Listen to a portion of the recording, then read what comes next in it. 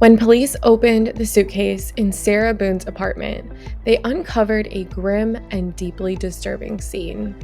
Inside lay Jorge Torres Jr., Sarah's boyfriend, who had been locked in the suitcase and left to suffocate. What initially seemed like an unusual accident quickly turned into a potential crime scene, sparking suspicions as detectives uncovered chilling evidence that hinted at a sinister backstory. This shocking discovery would unravel into one of the most baffling cases, filled with twists that left investigators horrified and seeking answers. Hey dudes, welcome to the Weird and Wicked podcast, where we'll deep dive into the most bizarre and spine-chilling tales from around the world. I'm Rachel, your guide on this eerie adventure. I have an obsession with the mysterious and the unknown. Get ready to explore the most bizarre, unnerving, and unbelievable stories. From true crime and conspiracy theories to ghosts and cryptids, I'll be covering it all. Today we deep dive into the mysteries of the suitcase killer, a case that will leave you questioning the dark complexities of human behavior. Stay tuned because the truth is often stranger and more wicked than fiction.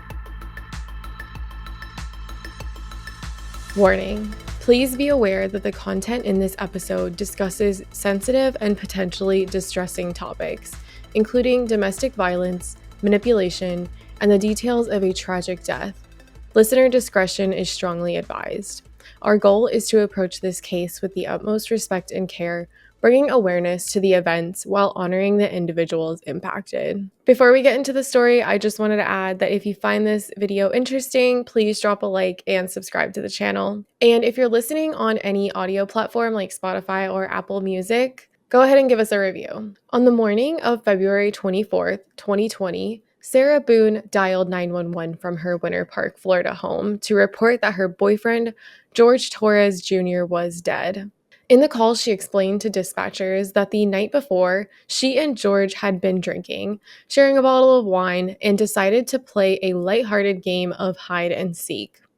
Sarah claimed the game took a dark turn when George climbed into a suitcase, where he was later found unresponsive. Boone's voice on the call alternated between panic and disbelief as she described discovering George inside the suitcase the following morning. If I can find and I'm able to include the 911 call, I'm going to go ahead and do it here for you.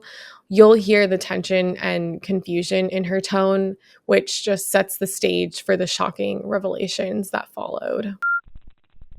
911, what is the location of your emergency? 4748 France Court, apartment 3. 4748, what's the street name? France, Frantz. And the apartment number? 3. Is this a police or medical?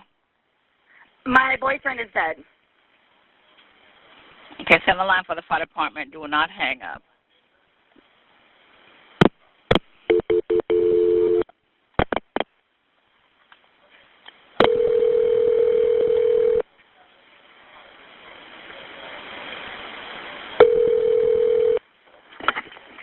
Fire risk. That's the location, Mercy. Desk 32. No, please don't leave. 4748 France Lane, apartment 3. France Court.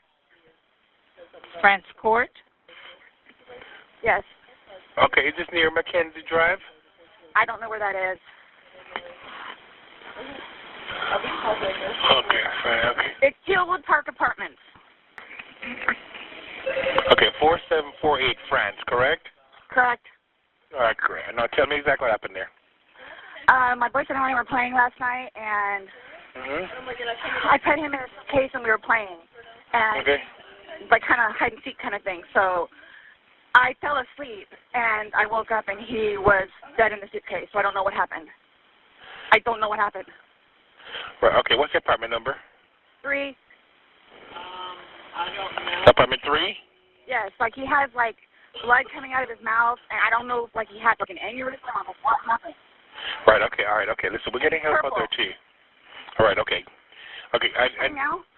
Okay, yeah, man, listen, we're on our way out there. You're at 407-716-8684. Okay, is he hanging from somewhere or what, ma'am? No, I pulled him out of the suitcase. I tried giving him CPR. Okay, so he was in a suitcase? Yes, and I fell asleep. Okay, how old is the How old is the 42. boyfriend, ma'am? 42. 42-year-old male. All right. Okay, we're sending help out there. Sheriff's House way out there? Yes, I'm sir. sorry? Yeah. Okay. All right. Listen to me. Okay. I just need to confirm this one. All right. I understand. I just need to confirm this. Is he awake at all? Is he conscious at all? No. He's purple. Is he breathing? No. All right. I need you to get him on the floor, flat on his back for me. Okay? I did. I tried giving him CPR. All right. I tried giving him CPR. Yeah. Okay. But nothing happened. He's purple. Okay. Listen to me. There's a defibrillator available. I need you to get it for me. Okay? What is it? You have an AED available? No. All right. Do you right by him now? I'm sorry? Are you right by him now? Yes. Okay. Lay him flat on his. Okay, ma'am. Listen. So listen. Is he cold and stiff? Yes. Okay. Well, he's not necessarily cold, but he's stiff. And he's Right. purple. Okay. All right. Listen to me. Listen to me. I want you to lay him flat on his back for me on the floor. I did. Removing the pillows. Okay. Yes, I did. All right. Okay. He's stiff and purple. Right. Okay. Listen. Okay, man. That's fine. We're still going to do compressions on him. Okay. All right. Place the heel of your hand on his breastbone, right in the center of the chest, right between the nipples. Yes. Put your other hand on top of that hand. Baby, I'm telling you. Just by looking at him, you can tell. Okay. And Please. Okay, he just gurgled. okay. Listen to me. All right. I want you to place the heel of your hand. Okay, right between his chest, right between his breastbones. When first responders arrived, they were met with an unsettling and tragic scene. The suitcase was located in the living room, and inside was Jorge Torres' lifeless body. He appeared to have struggled with bruises and signs of injury visible. The suitcase zipper was completely closed, leaving officers to question how this game could have escalated into such a dire situation. Authorities were immediately suspicious of Boone's story, given the bizarre circumstances and her calm demeanor. Investigators quickly turned their focus to uncovering what had actually transpired in the hours leading up to George's death. If you watch the body cam footage, it just is so shocking. I actually found this when I was just scrolling through YouTube, and it was like just the full footage of the body cam. And I was intrigued. I was like, okay, this is weird. I need to watch this. I literally stayed up till like 3 a.m. watching the entire body cam footage.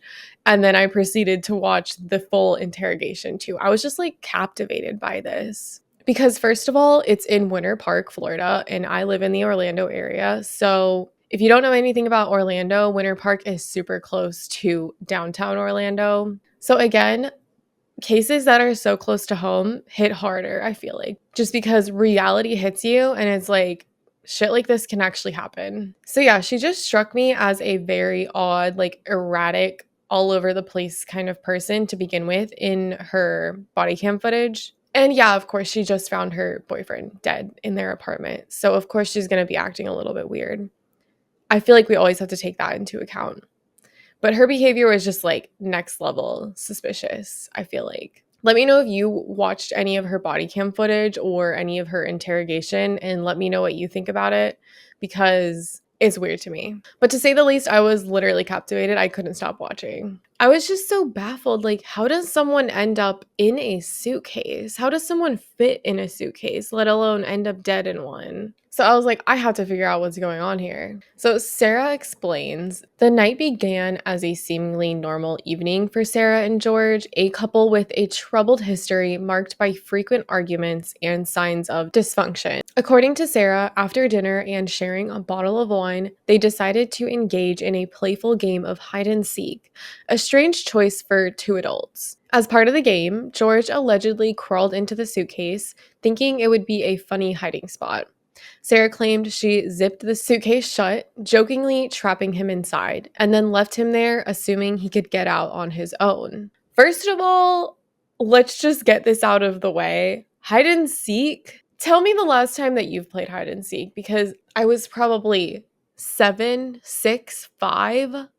Are you kidding me? This is so strange already. And immediately, even in the body cam footage, you can tell the police officers were like, caught off guard with this. So the police body camera footage. I'm also going to try to include some clips of this as well in the video, just so you can see exactly her demeanor and like just the way she talks, how her personality is and whatnot, because I feel like it's really telling. The footage captured by the responding officers' body cameras offered a raw and revealing glimpse into the immediate aftermath of Jorge Torres' death.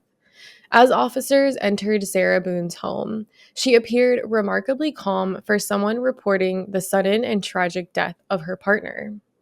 In the video, Boone can be seen speaking to officers with a tone that was unsettlingly casual, occasionally deflecting and attempting to rationalize the situation as if it were just a mistake. Did you call it? What time did you call it? I got a time for it. Hello there. Hi. You live here? Yes. Okay, I'll talk to you. We gotta get some information from the fire department. The property manager. I don't know if I should go tell him really quick or just so he knows what's going on. Where is he at? He walked that way. Oh, don't worry about that. We'll take care of that for you, okay? You can't go back inside. What's going on? Who is he to you? Boyfriend? Yes, for like 3.5 years. What happened? He and I, we drank last night. We had a. Can you pass this to the around to the FD guys? Stop. They need to sign that for sure. They're with me, so they're not. Oh, they're not leaving? Okay. I think I'll walk around. No. Each of them has to. So this might be a real scene. So each of them has to put their name. Normally in we all I just put everybody. Yeah, you calling Rich working? What's going on? So I just got here, so fill me in. No problem. Like, Yeah, he and I were putting a puzzle together. We've been doing some artwork together. You are putting a puzzle together? Yes, we have a puzzle that we started in there. Okay. We've been doing art, taking stuff off the wall to make new art put up there, like having a good time with one another. But we're drinking. We had a bottle of wine last night. Okay. Fine. So then it's like, we decided to play hide and seek, right? Okay. So he gets in the suitcase, okay? Who is this guy? That's my ex-husband, my former husband. How did he lives here with you guys? No, I called him over here. Okay. I didn't know what to do. Okay. I didn't know what to do. Okay. So then he came over here. Here, let's talk in private, okay? I called you guys. I tried giving him CPR. The problem is I fell asleep. When did you do CPR? This morning, when I found him. Before you called? Yes! It's 1 o'clock right now. I tried. I was awake, but I actually got out of the bed at like 12:30ish, whatever. So I came downstairs, and I was like, oh, he's in the suitcase still. And that's when I found him, and I took him out, and I tried doing CPR, and then I called him, and then I called you guys. Did he get here before the fire department got here? Who? Your husband? Or Yes. your ex-husband? Yes. Okay. So you were playing and who zipped him up in? I did, but then I fell asleep. Okay. You're okay. I wasn't here. I'm just trying to figure out what I happened. fell asleep, so I don't know if he suffocated or like had an aneurysm or a heart attack or What what. kind of medical conditions does he have? None that I know of. Nothing that you know of. None You that I didn't take know any of. medicine No. last night? No. No medicine. All we had was a bottle of wine. Literally, just a bottle of wine. Okay. Doing puzzle artwork. Then we decided to play hide and seek. That's all that happened. Okay. So I don't know if he had a heart attack or what in there. Like, I don't know what happened. Like, she's trying to downplay it. And I mean, of course, you're going to do that. I feel like maybe in that situation, or I can't say that. No one actually knows how you're going to respond in this sort of situation, but it just seems so off. Initially, Boone repeated her claim that the death was a result of a game of hide and seek gone wrong, explaining that George had willingly climbed into the suitcase. Her explanation lacked urgency or remorse, which struck officers as unusual given the gravity of the situation. She claimed they had been drinking a single bottle of wine and playfully decided to try hiding in the suitcase, a story that seemed implausible as the grim scene unfolded. As the officers examined the suitcase and George's lifeless body, Boone's reactions were scrutinized. She oscillated between defensiveness and nonchalance, even attempting to joke at times, which only deepened the investigators' suspicions.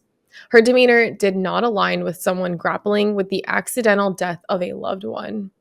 The body camera footage also captured moments when Boone became visibly flustered as officers began to question her story and the timeline of events. The word that I can describe her behavior is like erratic. She is literally like all over the place, which understandable. But it's just so weird when she's like flip-flopping, like asking for a cigarette, asking if George is okay, which I'm pretty sure she knew that he wasn't, asking what's going to happen next, asking about her son. Like, I don't know. It was just a lot. What stood out most was her lack of emotional distress, a stark contrast to what one might expect in a dire situation. These inconsistencies, combined with the physical evidence and her unusual behavior, set the tone for what would become an intense investigation into George's tragic death and Sarah Boone's role in the incident.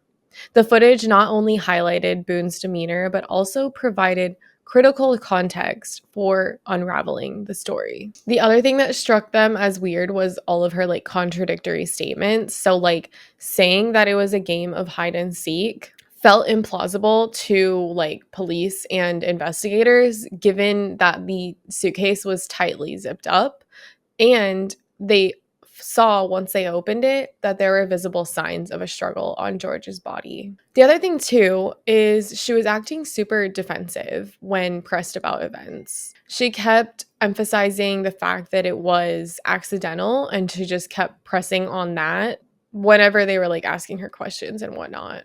And I need to double check this because I thought that she pulled him out of the suitcase. I'm pretty sure she pulled him out of the suitcase. I'm going to add this on screen because in my notes I found that the suitcase was closed when officers found him, but when she was on 911, she was like trying to give him CPR and life-saving measures and all this stuff. So I guess after like, they secured the scene, they took George out, they asked the questions that they needed to ask of Sarah. That was it for like that day. And then the next day, I guess investigators asked her to come down to the police station to get her phone because I guess they had taken her phone the day before to look through for evidence and whatnot, which she gave them willingly, for the record. But yeah, next day, she's in contact with the investigators and she's going to go grab her phone from them. They tell her, okay, if you come down to the station, you can have your phone back. According to her, detectives did this in order to get her there and get her into an interrogation room and start asking her more questions. But this is kind of fuzzy. Even in the trial, it wasn't really ever explained fully. But yeah, according to Sarah Boone, she was tricked into going. And according to the investigators, they're allowed to do that if they'd like to, but they're claiming that they didn't trick her. But however it played out, she's in an interrogation room. And this is where, obviously, they're recording. This is where the footage of her interrogation starts.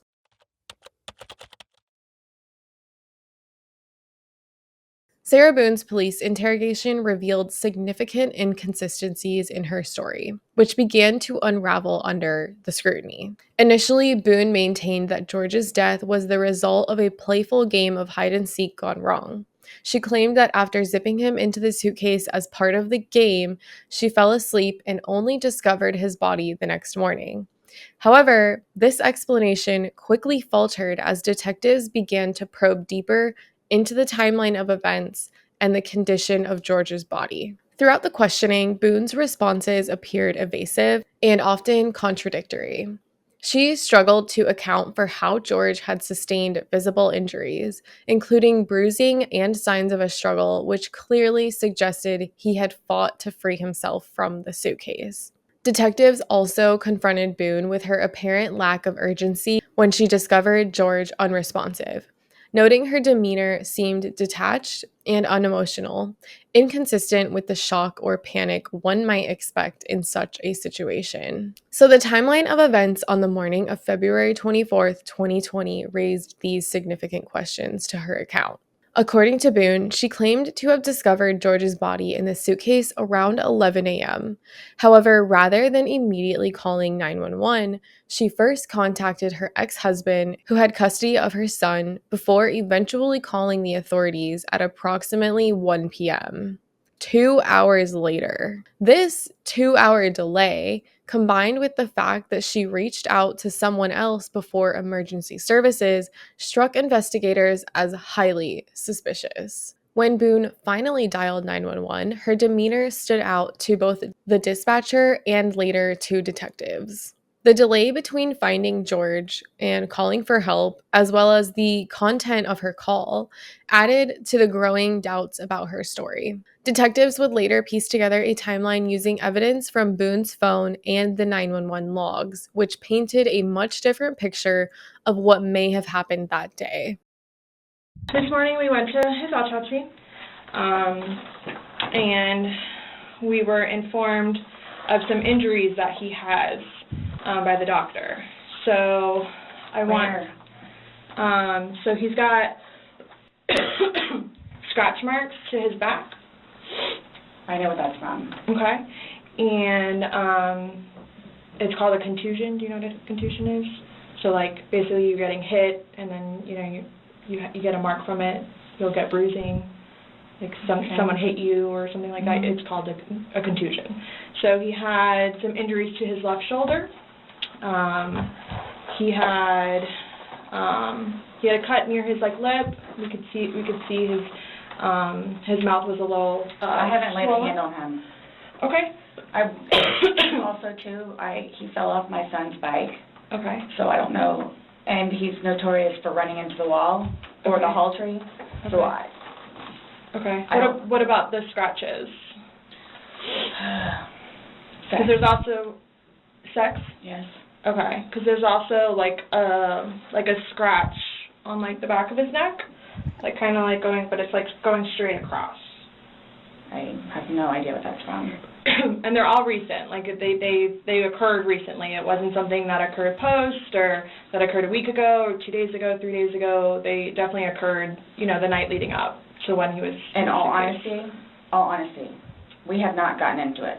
Okay. That's why, the only thing I thought you guys were going to ask me about, which I was going to be honest with you anyway, are the scratch marks on his back. Mm-hmm. Everything else, I have no idea what it is. So, the turning point in her interrogation came when detectives presented her with a critical piece of evidence, a video found on her phone. The video, recorded during the incident, depicted George pleading to be let out of the suitcase, repeatedly saying he couldn't breathe. Boone could be heard in the background dismissing his cries, even taunting him. To your recollection, no videos on Sunday? Not that I'm aware of. Okay. I mean, I get my son, maybe took a picture of them, the two of Tess and The dogs. And George and them dancing, but it's just Tess. Mm-hmm. Okay. So I have something that I want to show you that we found, and it was from your phone. Mm-hmm. Can you see it? If you need to move it around, go ahead.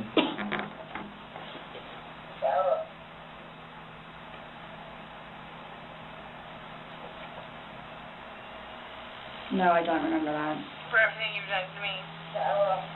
For everything you've done to me. Your battery's about to die. Shut it down. Oh. Okay. Is it long? Because I don't know how much I can take.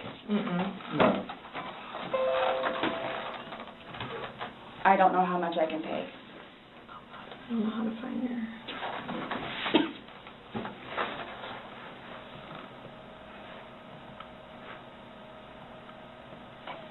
Do I have to watch this? I continuously throw up. I don't sleep. I don't want to see it, if that's okay. Well, it's on your phone, and you can either explain it or we take it for what it is. Yeah. We're just trying to give you the opportunity to tell us what's going on. That's it. It's that long? 2 minutes. No. For everything you've done to me. For everything you've done to me. You. That's you, your voice. Stupid. That's my name. Don't wear it up.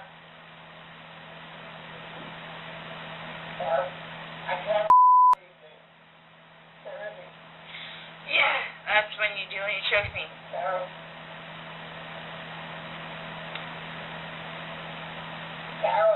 I don't want to watch it, please. Okay. Last time we talked to you, you had said that you put him in the suitcase, he had 2 fingers hanging out, and you I went flipped to him over. I flipped him over, and that's where it was. And there's 2 different videos and a still picture where, it shows you flipping him in different positions, and him saying that he can't breathe, and you saying... This is upside down. So in order for him to have gotten into it... It was flipped up. Right. It was flipped up normal. Yes. Are you trying to make it worse? Sorry, what? Are you trying to make it worse? Make what worse? How I feel? Okay, Sarah. So, you're not free to go. Okay. Do you promise everything you told us was the truth? Or no? Everything we've talked about today? Yes. What do you mean? He asked to swear. Remember how I swore you yesterday on the audio recording? I just forgot, so he raised his hand to remind me to tell you. Okay. Do you promise and swear that everything we've talked about today has been true and accurate to the best of your knowledge? For which True and accurate to the best of your knowledge. What, that it wasn't intentional? Everything you've said today, everything that's come out of your mouth has been true and accurate to the best of your knowledge. To the best of my knowledge. Correct. Yes. Why? Because anytime we talk to somebody, we to assure that everything that we've talked about is true and accurate to the best of that person's knowledge. It's not a trick question. To the best of my knowledge? To the best of your knowledge. Everything that you've told us today is true and accurate to the best of your knowledge. Yes, but it was not intentional. Okay. This footage directly contradicted Boone's claim that the incident was accidental and revealed a much darker series of events. This footage, you don't see him at all, but it is definitely unsettling. So just a warning here, if you don't want to see it, although it's like circulated the internet like crazy, skip forward to this time.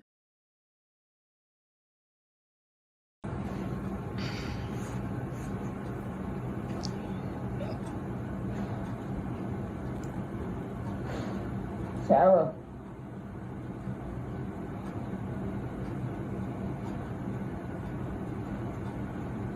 For everything you've done to me. Sarah. For everything you've done to me. Sarah. You. Sarah. You. Sarah. Stupid. Sarah. That's my name. Don't wear it up. Sarah. I can't breathe, babe. Seriously. Yeah, that's when you do when you choke me. Sarah. Sarah.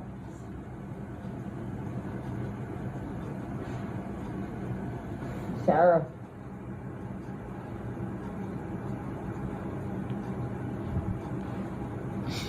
Sarah, I can't breathe, babe. That's on you. Sarah, I can't breathe. It's on you. Sarah.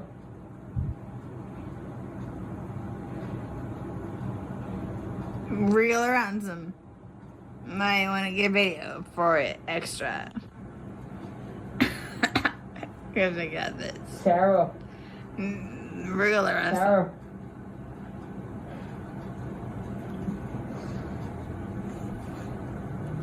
Sarah, I can't breathe, babe. Oh. That's what I feel like when you ching on me. Sarah. Breathe, Sarah. Yeah. So yeah, this video is just disturbing. The suitcase is flipped like face down, zipper towards the floor, and it's obviously like slightly across the room from her. But she's like sitting or something recording this video, and he's begging to be let out, saying that he cannot breathe. And you can also hear it in her voice that she's intoxicated, but she's just refusing it. She's being hostile towards him. And she's saying, like, for everything you've done to me, this is how you make me feel, whatever, whatever. So you can see, like, the situation. He's trapped in a suitcase, can't get out. And she's sitting there taunting him. It's clear as day. Confronted with the video, Boone's demeanor shifted in her interrogation. She appeared caught off guard and began stumbling over her explanations, trying to downplay the video's implications. Her earlier narrative unraveled completely as detectives pressed her on why she hadn't mentioned recording the incident or why she ignored George's desperate cries for help. The video served as a damning piece of evidence, solidifying investigators' suspicions that this was no accident, but a deliberate act. This dumbass bitch. You'll see, if I mention it in the trial or if you dig deeper into this case, that she documented a lot of stuff in their relationship. And I'm going to talk a little bit later about their tumultuous relationship. There was domestic violence on both sides. There were police reports multiple times being filed. So she documented a lot of their relationship, fights and stuff like that. When they were drunk, when he was drunk, when she was getting attacked, stuff like that. You'll see a few things come out in the trial about that, which obviously neither one of them were healthy for each other. They both were abusive on both sides. So it's just hard to feel bad for her, especially with this video when she's like not letting him out and saying fuck you to him. As the interrogation continued, Boone's responses grew more inconsistent and defensive. Detectives carefully reviewed her previous statements and pressed her further about the numerous discrepancies. Boone became increasingly agitated but failed to provide any convincing explanation that aligned with the evidence. She couldn't explain the defensive wounds, like a couple of the scratches and whatnot she blamed on sex, but the investigators were like, well, like, when did that happen? Because these look fresh, according to the medical examiner. And it was like bruising. Later on in the trial, they specifically show exactly where all of his injuries were and defensive wounds and whatnot. It was too much to blame it on that, honestly, Sarah. Come on. Other than that, she couldn't give an explanation for anything, really. She just kept saying, like, it was an accident. I didn't intend for this to happen, blah, blah, blah. Eventually, after hours of questioning, Boone's behavior, contradictions, and the found footage of George in the suitcase led authorities to arrest her on charges of second-degree murder. Despite her initial attempts to maintain her innocence, the mounting evidence and her contradictory statements made it clear that her version of events no longer held up. So, second-degree murder. I want to clear this up. Second-degree murder is a crime that involves the intentional killing of another person or a killing that results from gross negligence but without premeditation. First-degree murder is all of that with premeditation. So obviously second-degree murder is less serious than first-degree murder, but more serious than manslaughter. Just remember that. I'll mention it again in the trial, but just remember that.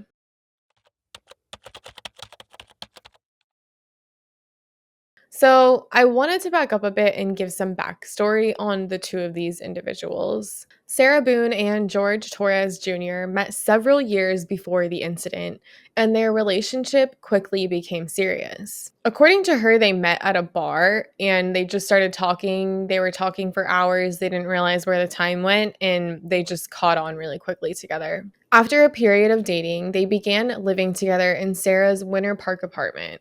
Initially, the relationship had its ups and downs, as everyone's does, but it wasn't until a few months into living together that tensions started to surface more clearly. According to Boone, their arguments were frequent and he would abuse her. Yet police records and interviews from friends and family tell a different story, suggesting more dangerous behavior and escalating conflicts on both sides. These volatile dynamics would later set the stage for the deadly incident that unfolded in February 2020. And we'll get into this a little bit more during the trial period. Overall, her version of events following the game of hide and seek left investigators skeptical. Sarah alleged that she had fallen asleep while George remained inside the suitcase and woke up hours later to find him dead. The sheer improbability of her account, combined with the chilling evidence investigators would later uncover, began to unravel her story. It just didn't line up. And what really struck me too is the fact that she waited 2 hours to call 911. Anytime that happens, sus immediately. I feel like, in my opinion, she knew that she had fucked up and she was probably sitting there figuring out what the hell to do, freaking out and whatnot, calling her ex-husband to see what she should do. I don't even know. It's just terrible, the fact that she waited 2 hours. And I didn't really mention it. I should have put more information in here, but she was like obliterated drunk. I don't think they ever breathalyzed her or anything, but she was slurring her words in that video. You could just see that she wasn't just like tipsy or, drunk. Like she was lit. It's funny. No, not funny. Funny is the wrong word. It's weird because she like forgot that she did this video, I guess. Like you have this story that it was an accident and then they find footage of you literally taunting him, locked in the suitcase, begging to get out, and you're still just going to ride with the story of it was an accident. I didn't mean to do it. The math ain't mathin'. George's tragic death soon raised questions that extended far beyond an innocent game gone wrong. With the discovery of shocking video evidence, disturbing autopsy results, and Sarah's puzzling behavior, the case took a dark and deeply unsettling turn. What really happened that night, and what role did Sarah Boone play in George's final moments? So yeah, she's arrested, she's sent to jail, and this is kind of where the story just like drops off a little bit. Granted, I think I found this story maybe in like 2022, if I had to guess, maybe even 23. So it had happened like way before I had ever found it. But yeah, she's arrested in 2020, February. And maybe I'm getting ahead of myself a little bit, but she doesn't have her trial until October 2024.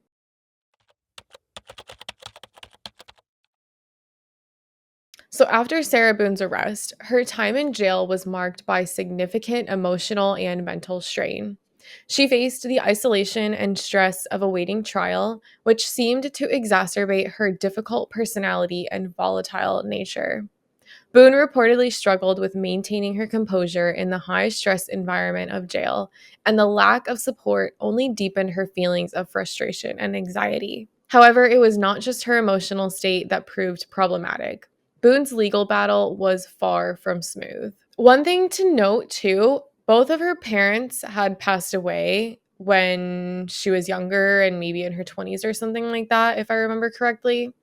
So literally she had no one. She went through this alone. And yeah, you could say she has her ex-husband and her son and whatnot, but I feel like that would be a really strained relationship. But anyways, her legal battle. This is crazy too because I feel like this is where her case got a lot of attention. One of the most notable issues Boone faced was her difficulty in securing legal representation. At various points during her incarceration, she went through 8 attorneys, all of whom ultimately dropped her case or were dismissed by her. The reasons behind the legal separations were not always clear, but they ranged from disagreements over strategy to the difficulties in working with someone who had a history of erratic behavior and a contentious relationship with the legal system. She is just a difficult person, I think, honestly. Who goes through 8 public defenders? Like, this is not the time to be picky. Or maybe it is. I don't know. But if I don't have enough money for my own like good lawyer, I'm going to take what I can get and I'm going to run with it. I could see maybe going through 1 or 2 or 3, but 8? Clearly there's something wrong with you, girl. The constant turnover of attorneys delayed her case and added more complications to an already complex and chaotic situation. So yeah, 2020, she's arrested. And she goes through these 8 attorneys. It's 2024, like maybe September-ish. And her judge, I also think she went through a couple of judges, maybe 1 or 2, maybe, if I remember correctly. I may be thinking of Michael Koberger. Her judge, Judge Michael Kranick, made the decision to cut Sarah Boone off from receiving a court-appointed attorney, ruling that she had forfeited her right to one due to her ongoing issues in working with them. Faced with this, Boone attempted to represent herself, but quickly discovered that defending herself in a criminal case was far more complex than she had anticipated. In a final desperate attempt to secure legal help, she leveraged the publicity surrounding her case, reaching out once more for legal representation, hoping that someone would take on her defense. In addition to the attorney issues, Boone encountered significant complications with her financial status. She found herself unable to afford private legal counsel. This left her in a precarious legal position without professional representation as her trial date loomed. This lady drives me nuts. If you followed along with this, you know how frustrating it was just to watch her. Also, the judge was having none of it. You could just tell. I'll give it to her though. She exhausted her efforts solo, when she was trying to defend herself. She begged for any leniency possible. She asked, I'm pretty sure, for her date to be pushed back so she could research and whatnot more. Granted, girl, you've been in jail for 4 years now. You've wasted your own time with your 8 lawyers. At this point, the judge was just freaking over it, and then that's when he cut her right to a court-appointed attorney. You have to be so stupid to exhaust all of the resources that the legal system gives you, and then you're sitting there alone. You realize you can't actually do this by yourself and that you'll probably lose your own case. Then you realize, oh shit, I kind of need a lawyer. I kind of need help with this. I don't know this stuff. I don't know what I'm doing. This lady's crazy. So now she's in this situation. Her trial date is fastly approaching. I'm pretty sure it was a month. No, maybe 2 months out at that point. And she's okay, time to throw a Hail Mary pass. Boone's efforts to secure legal representation grew increasingly unconventional. In a desperate move, she posted ads in local papers in search of a lawyer to take on her case. The advertisement seemed to reflect her growing sense of isolation and confusion as she attempted to navigate a complex legal system with limited support. I get this. You don't want to defend yourself in a murder trial. Hell no. But at the same time, she was being too picky. She went through her 8 lawyers. She was difficult in all of her hearings towards the judge and everyone involved. You got yourself in this situation. So I didn't feel bad for her, to be honest. The chaotic nature of her approach added an unsettling layer to an already tragic case and made her defense seem even more disorganized.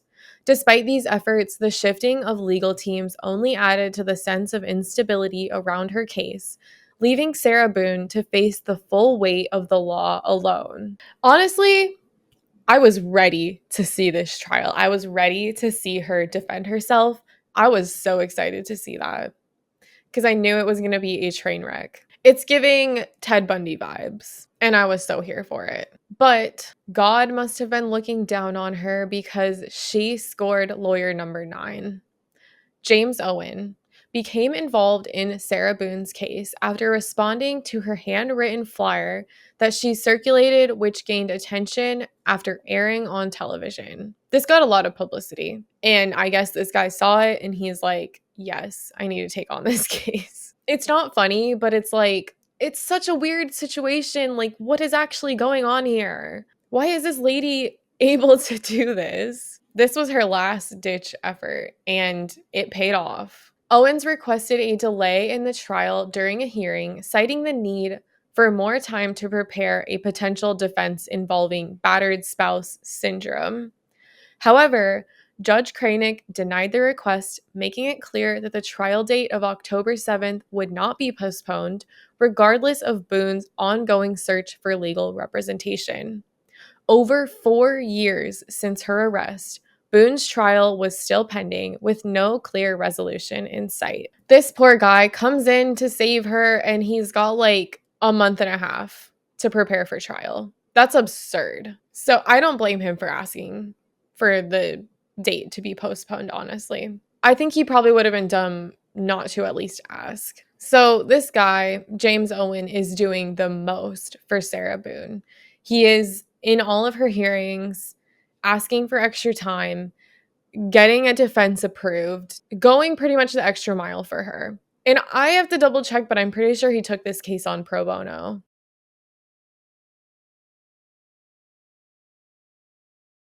So, in addition to everything that he did for her, he also started to try to get a plea agreement going. So, in the legal system, a plea refers to a formal statement made by a defendant in response to a criminal charge. It can be a plea of guilty, not guilty, or no contest, which can significantly impact the outcome of the case and sentencing as well. In Sarah Boone's case, her lawyer, James Owen, met with state prosecutors to discuss the possibility of a plea agreement, which would have involved Boone pleading guilty to manslaughter. This would have likely led to a lesser sentence than if she were found guilty of murder. So, yeah, her lawyer goes and meets with prosecutors to try and get this plea agreement set up. Now, this plea agreement was she would have pled guilty to manslaughter instead of going to trial for second-degree murder. Remember, it's like manslaughter, second-degree murder, first-degree murder is the worst. If I remember correctly, second-degree murder, let me actually find it. So, in Florida, the minimum sentence for second-degree murder is 16.75 years in prison without parole. The maximum sentence is life in prison. Sounds pretty shit, right? Manslaughter is still a felony in Florida and has a maximum prison sentence of 15 to 30 years, depending on the type and other factors and whatnot. So the plea agreement was for manslaughter. She's already served 4 years. According to all the outlets at the time, they were thinking that she would probably get a lower sentence if she went for the plea agreement. I think in the plea agreement, I guess it said something about like 10 or 11 years she would get if she pled guilty to the manslaughter. 6 years she would have left instead of 13 or life in prison with second-degree murder. Let's just get that straightened out. This bitch ultimately rejected the plea deal, indicating her desire to face trial rather than accept a negotiated resolution. She amazes me. This woman truly amazes me. Your lawyer, who may or may not be working pro bono, I have to double check again, went to bat for you to get a plea agreement for you of manslaughter. You would have served 6 years instead of 13 or life in prison, and you proceed to reject the plea agreement. At this point, I was just like, what actually is this? Is this even real? Because who in their right mind would do that? She really thought that she was not guilty, and she really thought, I guess, that she could convince a jury or a judge that she was not guilty. It's just crazy. So rejecting a plea can have significant consequences from a conviction after trial, as it means the defendant is opting to let a judge or jury decide their fate and risk a more severe punishment from a conviction after trial. It just amazes me, honestly. Like, I'm at a loss for words because what? Take the plea deal. It's nuts. It's literally nuts. So anyways, do you think she was dumb for rejecting the plea deal, or do you think that you would have done the same thing as her? Because I don't know. I don't know if I would chance the jury or the judge deciding my fate. I've already served 4 years. I would probably get out after 6 or even earlier, good behavior, whatnot. And you're convicted of manslaughter and not second-degree murder. I would have taken the plea agreement. I can't believe she didn't, to be honest. So after she rejected her plea agreement, her trial was pretty much like ready to go. I think there were probably like a few hearings, jury selection, stuff like that. But I didn't watch a whole lot of that, but I did watch most of the trial. So her trial lasted 6 days, but it wasn't without its interruptions. It was briefly delayed due to Hurricane Milton, which caused some scheduling setbacks. During the proceedings, the jury heard emotional testimony, saw crucial videos, and were presented with expert opinions about Sarah Boone's mental state. The case sparked a lot of attention, and as the days went on, the courtroom atmosphere grew more intense as Boone's defense and the prosecution presented starkly different views of the events leading up to Jorge Torres Jr.'s tragic death. All right, so bear with me because I just have like bullet points for what happened during the trial. I watched a lot of it. Granted, it was like a month ago, but I just wanted to lay out like day for day what happened during her trial because it was fascinating to say the least. I was glued to that. So day 1 was October 18th, 2024. The prosecution and the defense delivered their opening statements. I actually missed this day, but the prosecutor, William J., included in his opening statements the transcript from the video of Jorge Torres trapped in the suitcase. He read it like word for word. And you know, what a way to open the trial on day 1. The defense, James Owen, told the jury Sarah Boone suffered repeated physical violence from Jorge Torres and she acted to protect herself. So opening statements for the defense, they immediately say Sarah Boone was abused by this man. And this is what led her to commit these acts. Vincent Battaglia, her neighbor, told the jury that Sarah Boone once told him not to say anything about the arguing he heard through the walls of his home. This could go either way, I feel like. She could be telling him not to say anything because she's the abuser, or she could be saying that to protect their relationship and to just keep that going, even though it was volatile both ways. I don't know. To me, this wasn't very strong one way or the other, but I wasn't on the jury. Brian Boone, the defendant's ex-husband, also testified that Sarah called him to let him know Torres was dead. He advised her to call 911. So Brian Boone took the stand and pretty much backed up that Sarah didn't call 911 right away. Damning, in my opinion. The jury also heard the full 911 call made by Sarah Boone, and in the audio, Boone is heard telling the dispatcher that Jorge Torres is purple. Again, 911 call, super weird.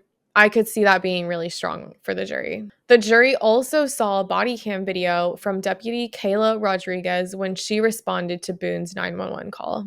This is the body cam footage that we showed earlier. Important, I would say, for the jury to see. Then crime scene investigator Melissa Roughgarden shows the jury the suitcase in which Sarah Boone allegedly left Jorge Torres inside to die.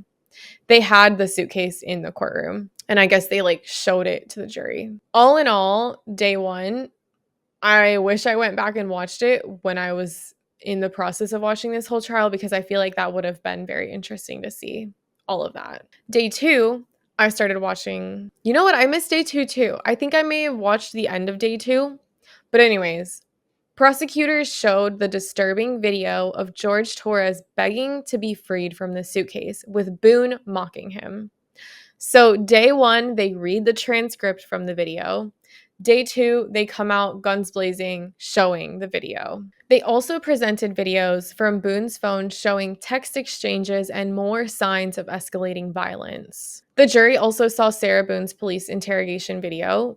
This footage revealed inconsistencies in her story as she began to contradict herself under questioning. Pretty strong case so far, right? Day 3 is when I really tuned in hard. Sarah Boone takes the stand in her own defense. Now, this was interesting and a point of interest for a lot of journalists and whatnot because typically the defendant takes the stand on the last day. Not the last day of the trial, but like the last defense witness. But I guess they had to put her first in order to establish that she was abused by Jorge in order to let all of their evidence come in. So this was a very important day for the defense. The defense had to prove that there was domestic violence on Jorge's side in order for her defense to stand. It's kind of confusing, but this is why she took the stand on the first day of the defense. So everyone was anticipating her testimony, and Boone described the game of hide and seek that she was playing with Torres and explained why she left him zipped in the suitcase. Boone told the jury, "My fear was that he was going to break out of the suitcase. when she hit Torres with a bat. Her whole story is kind of crazy. I'm not going to go super into all of it, but pretty much they're playing hide and seek. She goes upstairs. She hides in their shower. After a couple minutes, like nothing's happening, she's like, what the heck? She goes downstairs, and as she's walking down their stairs, she notices George getting into the suitcase and like starting to close the top onto him as he hides inside of it. She sees this. She goes downstairs. She jokingly zips him up in it. And then she claims that she proceeded to like roll the suitcase around and they were laughing and it was funny. But then I guess it started to escalate from there and he started getting aggressive or something like that and was able to get his hand, his arm, something out of the suitcase. And that's when she took a bat and started hitting him in the hand with the bat. Or she said like poke him with it to get his hand back into the suitcase and then zip it up. I don't know. You'll have to watch it. That was the TLDR. But yeah, it's a lot, honestly. So anyways, Boone told the jury, my fear was that he was going to break out of the suitcase when she hit Torres with a bat. Boone testified about the incidents of past violence she allegedly suffered at the hands of Torres.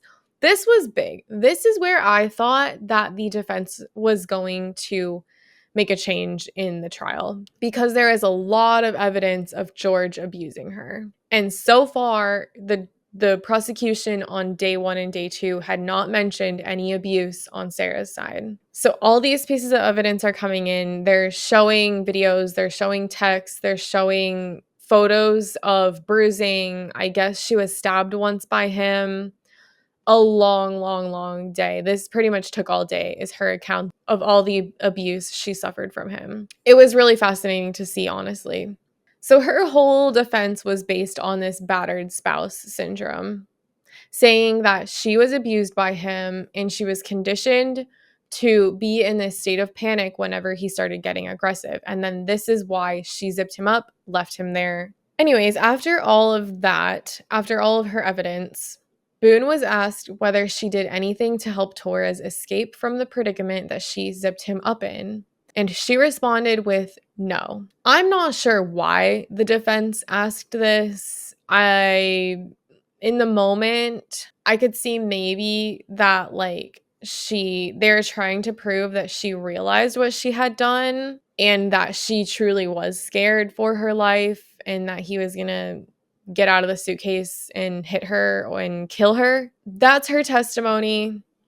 It was an interesting day. If you're interested in it, I'm going to link Court TV so you can see like clips of it or even watch the whole trial. So day 4, the Orange County Sheriff's Office Reserve Deputy Jessica Ramirez Delgado and Corporal John Alden testified to previous domestic incidents they responded to at Torres and Boone's apartment. The defense recalled Detective Chelsea Copsell to ask about previous incidents of domestic violence that had been reported to police.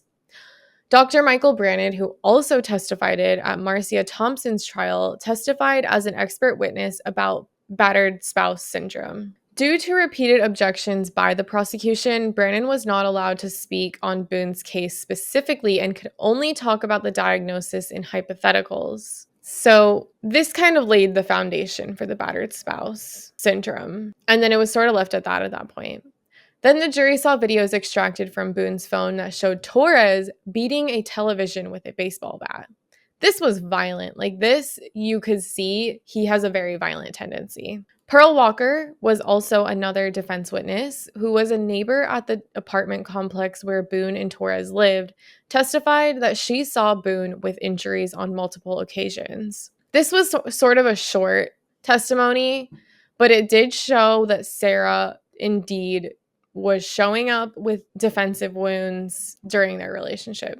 The next defense witness was Dr. Julie Harper, who testified her analysis found Boone has narcissistic personality traits, but did not meet the criteria for a diagnosis of narcissistic personality disorder.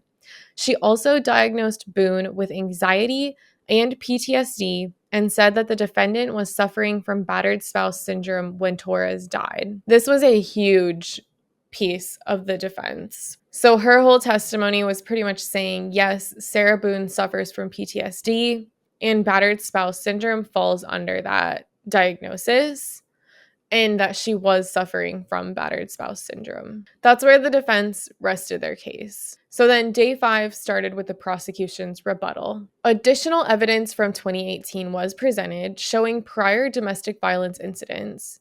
The prosecution emphasized Boone's lack of remorse, while the defense tried to argue that Boone had been under significant emotional distress. So pretty much here on day 5, the prosecution came back saying with evidence that Sarah Boone also verbally abused Jorge Torres. So they were showing that Sarah Boone abused George and George abused Sarah. This was extremely damning evidence. As I mentioned before, she would document so much of their relationship, and I don't know why this girl is so stupid, why she didn't delete these videos. But they showed videos of her verbally abusing George on multiple occasions. So it just kind of, shot her case down. The trial was marked by Boone's lack of consistent explanations, the disturbing evidence presented by the prosecution, and expert testimonies that clashed with her defense strategy. Day 6, closing arguments. So for her defense closing arguments, Boone's lawyer tried to explain her actions in terms of a self-defense reaction to Torres's violent behavior. And obviously the prosecution laid down that Sarah was an abuser as well, and that pretty much her testimony could not be trusted. The jury reached a verdict, convicting Sarah Boone of second-degree murder. So obviously the jury was swayed by the evidence showing Boone's indifference toward Torres's suffering in the final moments of his life. The trial concluded with the verdict of second-degree murder, and Sarah Boone was convicted for her actions. She showed no emotion in court when the verdict was read, but her behavior throughout the trial had already shocked the public. Boone's unusual demeanor during her testimony, where she seemed detached and even made light of the circumstances at times, was deeply unsettling to many. Her actions and statements throughout the trial left a lasting impression on the public, with many questioning whether she was truly remorseful or if she had simply become numb to the gravity of her actions. Public reaction to the case was mixed, but one thing was clear. Boone's behavior and the bizarre details of the case captured the attention of many. Her coldness and the graphic nature of the evidence left an undeniable mark on those following the trial. People were left to wonder whether the abuse Boone suffered could ever justify the chilling way she treated the man who had allegedly abused her for so long. The trial not only highlighted the complexities of abusive relationships, but also sparked conversations on how society views victims who become perpetrators. Honestly, my thoughts on this case, I'm a little bit split. This case had me going on ups and downs, with her, without her, for her, against her. I don't even know what to believe anymore, to be honest. I think I've watched too much of it. It became so convoluted. And at the end of the day, Jorge Torres died at the hands of Sarah Boone. Whether it be second-degree murder or manslaughter, I really don't know. It's hard to say when there's abuse happening in the relationship. No one really, truly knows what was going on between the two of them, especially when you bring in the fact that both of them were intoxicated, extremely drunk, not in the correct state of mind to deal with a situation like this. So yeah, I just go back and forth on my opinions on Sarah Boone and the whole situation. But what did you guys think? Do you think she should have been convicted of second-degree murder? Do you think she maybe should have been convicted on manslaughter? Do you think she should have taken her plea agreement? I'm so curious, so let me know down in the comments. Also, if you made it this far along, leave me this emoji in the comments. And don't forget to give this video a like and subscribe to the channel. If you're listening on an audio platform, it would be much appreciated if you gave us a review. Thank you guys so much for all of your support. It means the world to me. I'm Rachel, and until next time, stay weird and stay wicked. Bye.